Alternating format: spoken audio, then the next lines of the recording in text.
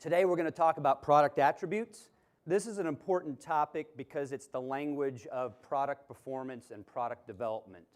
Before I jump into the key takeaways, when we think about an attribute, for a product like a car, it's kind of straightforward, right? None of us really need to have worked in the car industry. We can probably all rattle off an attribute or two of a vehicle. I know there's a lot of truck owners here, so when you think about a truck, you talk about your payload capacity. It's measured in pounds. You talk about your towing capacity. It's measured in pounds. You talk about your fuel efficiency. There's a measurement, miles per gallon. How many people? Do you have 6 or 5? So it's pretty straightforward. With the sealer, it can get a little bit trickier, not so much just getting the high-level performance attributes, but what is the test and what is the right way to measure that? And when you dive into it and you get a little deep, all of a sudden you find that maybe you're measuring one thing that's a little different than what you started off on. So today is going to be sharing with you our current knowledge and understanding of the way we think about the attributes, what the test is, and how we measure that. Because if we can't measure it, then it's a little tough to make it better. So what is an attribute? Well, it ought to have 3 elements. Number 1, it ought to describe product performance. Number 2, it ought to be of some value to the customer or the consumer. And number 3, as I mentioned before, you got to be able to measure it. So we're going to jump into the attributes that we've decided are important for the sealer, and we're going to walk you through the attribute, the test we use, and then how we measure that. So here's the list you guys have been waiting for. There's a lot of performance attributes up there that should look familiar. I'm going to run through them top to bottom here. Dry time. Very complicated test we have. It's called the dry time test. Release to traffic or cure time. Also, top secret test, the dry time test. In both cases, folks, they both have to do with basically the removal of water from the system, right? And the difference between those two things is the amount of water that has left the system. Dry time is really that moment that you can get on top of that surface and put a second coat down or put the stripes down. It is not cure time. You may not necessarily want to have a pickup truck pull into that parking stall and turn the wheels at 0 speed. The system may not be ready for that torsional abrasion. Cure, we think about now enough water has left the system that you actually have either a tough enough system that it resists abrasion, or you may have a mark, but it's self-healing with a little heat and time. You won't see that mark in a couple of days. So we have a test, and to be quite candid, it's the one test that we think is unique enough. We think it's proprietary. So I won't get exactly into how we measure the minutes, but at the end of the day, it is what matters, I think, to a lot of folks here. How long does it take for the system to get to what we would call dry, and then how much longer still for it to get to cure? Enough about the products. Those are the 3 products. Back to the attribute. Actually, tackiness is the next one, so we talked about that a little bit. We use a cool little test called the Zapon. It's an ingenious little test. It's ingenious because it's so simple. We literally heat up a sample, stick a little element to it, and how fast that element falls off tells you a little bit about whether you've got a tacky. And so a low number is good. You want to put it on there and just have the thing drop off. And this is a sample that we've heated up. Tim's going to talk about a lot more of these things in depth, by the way, in the next 2 days. But we get that thing heated up nice and hot to a point where if you're not prepared for it, you're going to have a sticky sample. Durability, that's obvious enough. To date, we've really been using the wet track abrasion test. I think a lot of you are familiar with it, those of you who are in the slurry business. It's a modified version where we strike a sample on a piece of tar paper, wear the abrasion. Again, you're going to see pictures of this later. Again, low number good. How many grams of loss do you have on your sample? We're using that as our measurement for durability.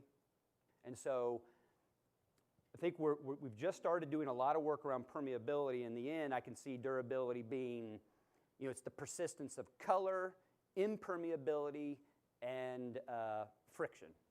And we're working, I'm not sure if we were able to get the machine down here, but we're working closely with a company called Instratech. We're in the development stages with a brand new testing machine that'll help us, rather than wearing a tar paper with our stuff on it, we're actually using slab compactors, creating a true slab of hot mix asphalt, applying our material, putting it through wear, and then testing for a lot of these attributes again. Tim found a test where in the lab we can actually judge the degree of blackness. So has a system got less black? We've done a lot of benchmark testing. I'm going to share some of those results with you here in a moment. But when it comes to color, we can actually use this scale, and it's like a light absorption test. And if you're pure black, there's no, it absorbs all light.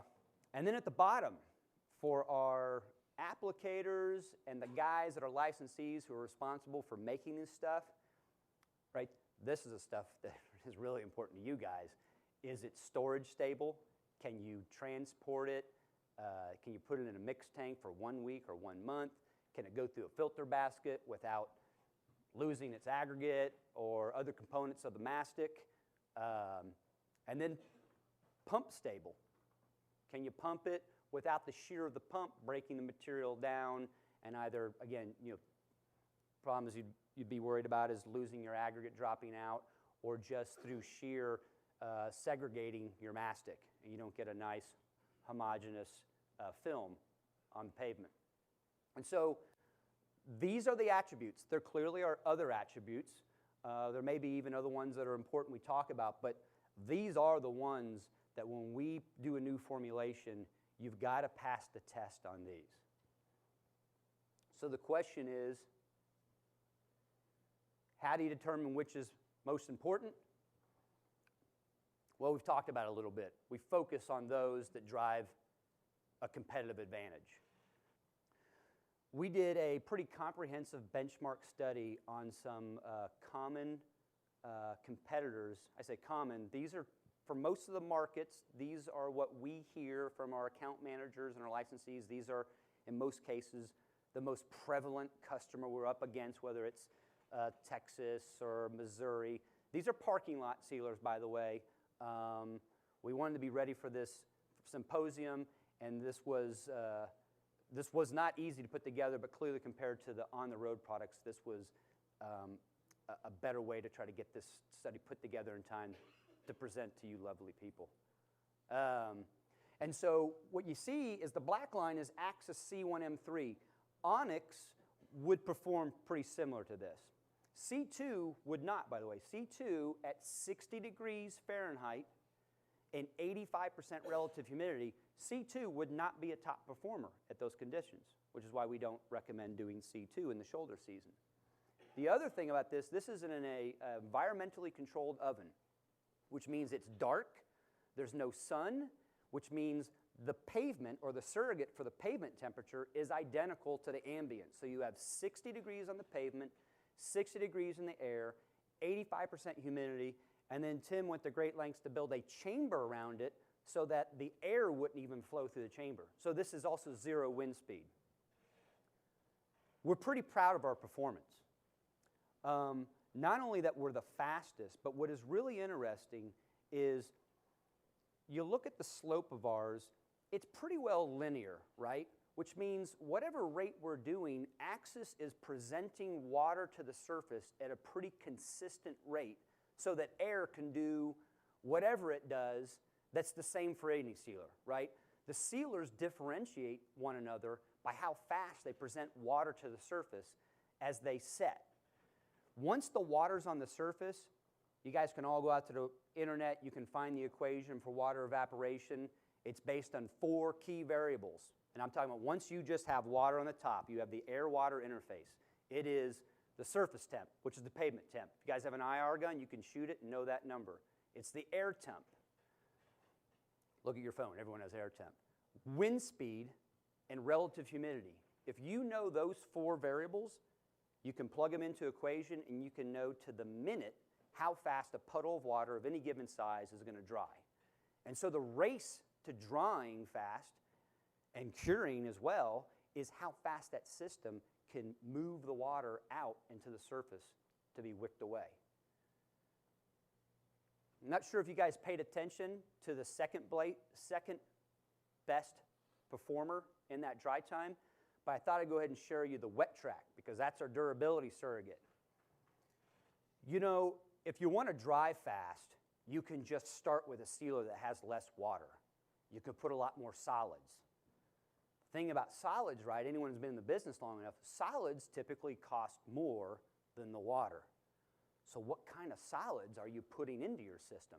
I don't know for the competitors, but if something dries really fast and we measure the solids and has much higher solids, and then we look at the wet track, and basically that score just means everything was gone. The wear device just shot right through the tar paper and was rubbing metal on metal by the end of it. Makes you question. Oh, sorry. Good. Thank you, Tim. This is grams of material lost. And so, you know, we have a, what's the thickness of the sample? Yeah, so there's not a ton of material there. For any of you that have seen our, I think our Onyx guideline, and we'll get into it, we have an 80-gram maximum loss as a product guideline. And so you see us down there at 19, and there's some other guys that perform well on this test. What? Yeah, low. Sorry, I'm not getting into what Tim wants. A small bar is a good bar. Thank you, Tim. La la la, I'm the VP of technology and little people. Sorry, I'm an idiot. Thank you, Tim. Anyhow, again, we're proud to see 1M3. Onyx would most likely perform pretty similar to this as well.